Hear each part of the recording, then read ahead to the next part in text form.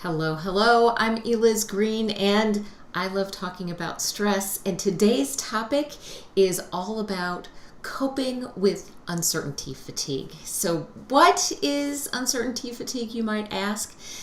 Well, it might have snuck up on you in all of the uncertainty we've been experiencing over the last 2 years, really, and we felt like we had things under control, and now things are uncertain again. I was supposed to be in Lexington, Kentucky last Friday for an event, and while they did an amazing job going through all of the different iterations of COVID protocols and things so we could all be together safely, that was awesome. They did a great job, and then guess what? Mother Nature had other plans. They got hit by a big ice storm. The event didn't happen. Hopefully it'll happen in April and we'll be all together then. But it's this uncertainty, and what do we do with it, and why is it so stressful? So that's what we're going to talk about today. Why does uncertainty create stress? Why does that stress caused by uncertainty become so fatiguing if you're feeling just worn out, just tired of it? If you're getting angry at little things and you wonder to yourself, am I really that angry about this small little thing? Maybe you're experiencing uncertainty fatigue. So we're going to talk about why uncertainty causes stress, why that stress is fatiguing, and then I'm going to give you some things to do about it. But if you're sitting there and wondering, is the stress I'm feeling bad enough to really cause me problems, either causing you trouble physically or maybe impeding your ability to think clearly, creatively, go to teststressnow.com. There's a free assessment there, a couple of little videos to walk you through it, and let's find out if your level of stress is something you need to worry about. So let's talk right now about why is uncertainty so stressful. And uncertainty, like many other things, is about perceiving some sort of stressor in the environment. And our brains absolutely like a predictable environment. We like to know what's going on. We like to plan for it. We like to know how to react to it. And when something comes along that is unpredictable, your brain views that as a stressor. And then all of that stress reaction happens. Why is uncertainty different, though? It's because it doesn't really function the same way. So think about it.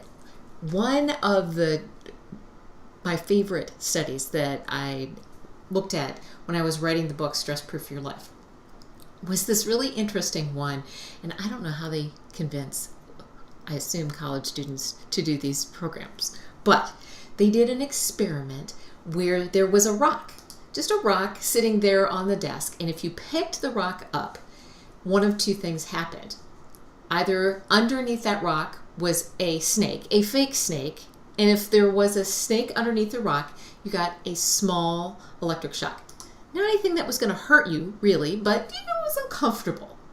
If you picked the rock up and there was nothing underneath there, you didn't receive a shock. So pick it up, there's a little rubber snake, you get a shock. Pick it up and there's nothing there, no shock. What they discovered is that if you know for sure that you're going to pick up that rock and there's not going to be anything there and you're not going to get a shock, of course that's not stressful. And if you pick up the rock and you know for sure there is a snake underneath there, you can sort of prepare yourself for the shock. And that is actually less stressful than not knowing whether or not there's a snake underneath there and whether or not you're going to get a shock. So think about it. Your brain would rather know that there was something absolutely not going to happen or absolutely was going to happen even if it was bad, so it's prepared. The not knowing is the problem. And that is what we've been living in for a really long time now. We don't know what is going to happen. So if you're joining us, wherever you're joining us, pop a comment into the chat and let me know if you are dealing with a lot of uncertainty. Have you had something cancel recently? I know I was sitting with a group. We were having a mastermind meeting, and one of the people on the call was expressing how frustrating it was to constantly be reshuffling arrangements and reorganizing events and not knowing if things were going to actually happen in the way that we expect them to. And we all look forward to things, right? And then all of a sudden something doesn't happen that you were anticipating. It's disappointing. So you have all of these emotions going on.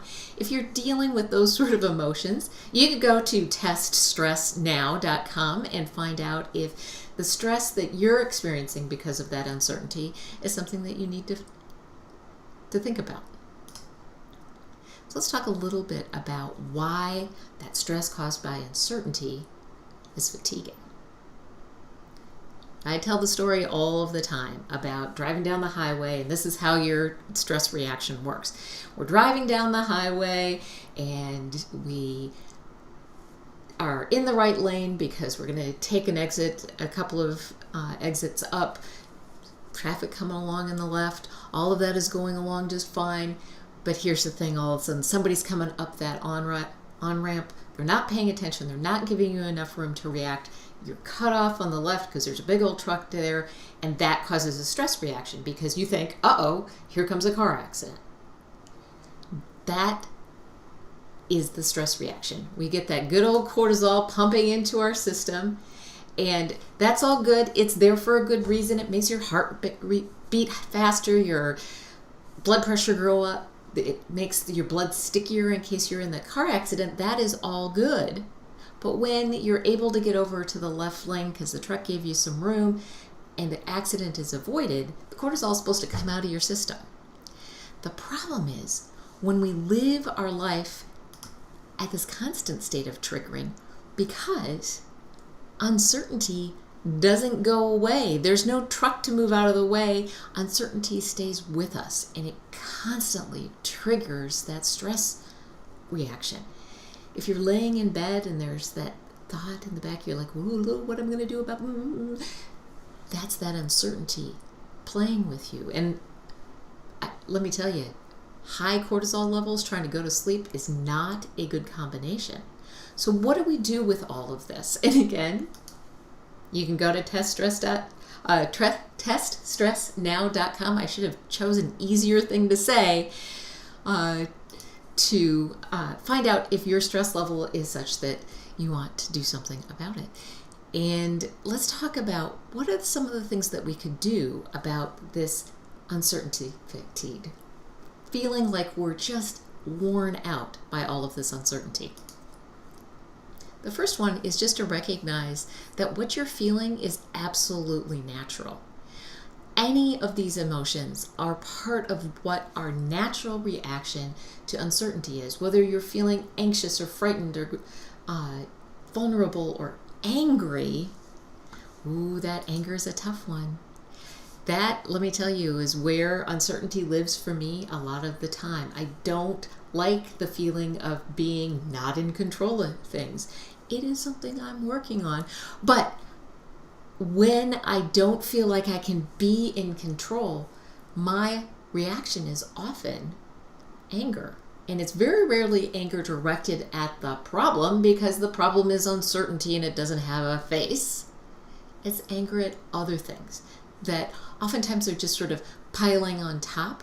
So something you might be just kind of grinning and bearing it to a certain extent, but all of a sudden that extra little thing comes on top and then all of a sudden you're like, pfft. If you're seeing that, recognize that that is a natural reaction to what's going on. Try to practice a little self-kindness about it. I'm not saying it's okay to run around and be angry at everybody in your life, but when you feel that bubbling up, recognize it for what it is. Don't beat yourself up, but let's take some steps to do something about it. The first thing we could do is just disconnect from what is causing us stress. Now, I recognize this is hard when we're dealing with uncertainty. There's not something you can just unplug. But there are things that you can keep at arm's length a little bit. I have found that for sure, when I am feeling like things are very uncertain because of what's going on in the world, I need to limit my consumption of those messages. I am a big believer in reading my news. I read a couple of different newspapers a day digitally, but I'm reading them. I am consuming them in a way that I have a little more control over, as opposed to listening or watching them, where those things are designed to engage you, to keep you watching and listening. So if you really pay attention to the music, and I don't care what news you're listening to, they all do the same thing. The music, the graphics, the pictures that they show, the way it's paced is all designed to keep you engaged. So you're being pulled in. And one of the things that we've learned is that the way that we process video in particular, we are trying to jump into that story. We are just designed to make ourselves part of that story. So I can read something in the newspaper and I might say, I do not agree with that, but I am not part of the story. If I'm watching the same sort of story, that coverage, I am more inclined to jump into that and become engaged, and oftentimes really stressed about it because I am now involved. So finding ways to keep some of that at arm's length. I'm not saying never watch the news, maybe never, but choose a trusted resource and limit it. You don't need to have it on all day long. People will let you know if there's something really going on in the world.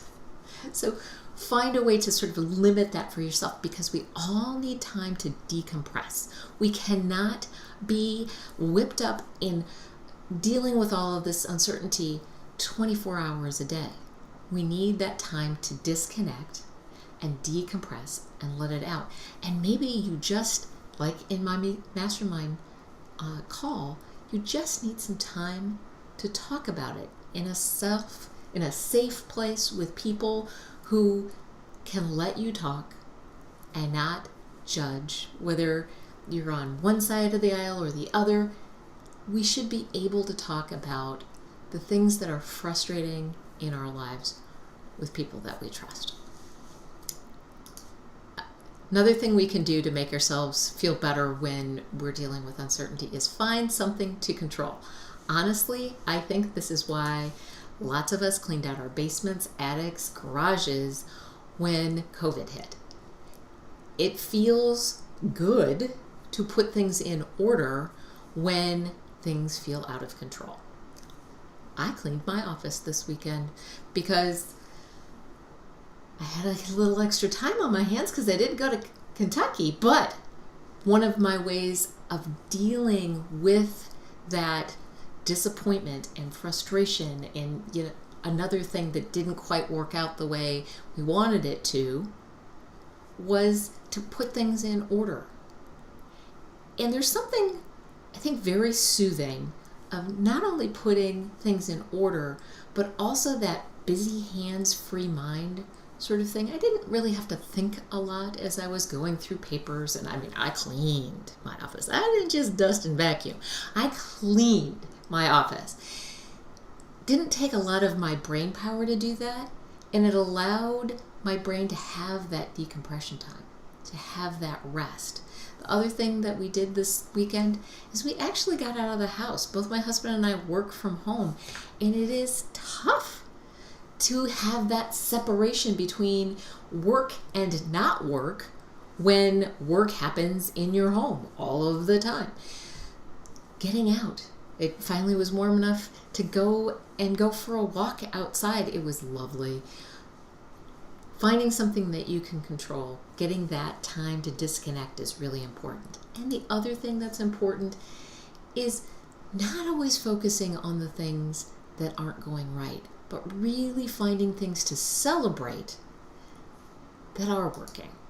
And sometimes you have to look a little hard, whether it's just like, I cleaned my office, woohoo, good for me.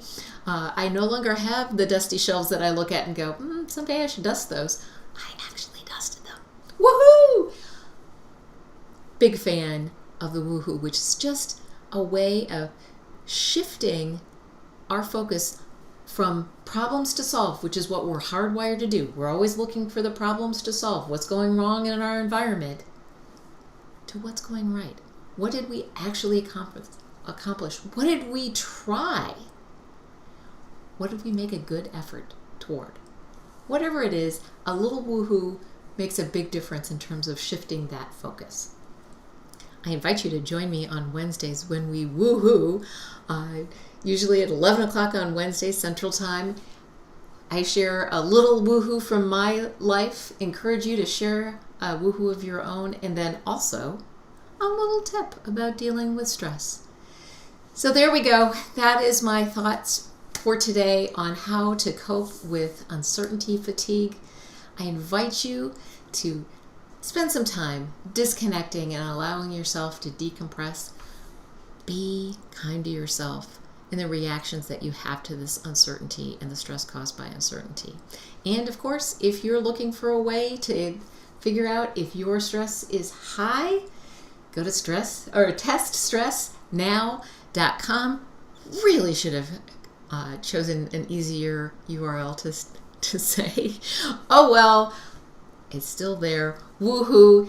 Thank you for being here. I will see you next time. Until then, I wish you low stress and great success.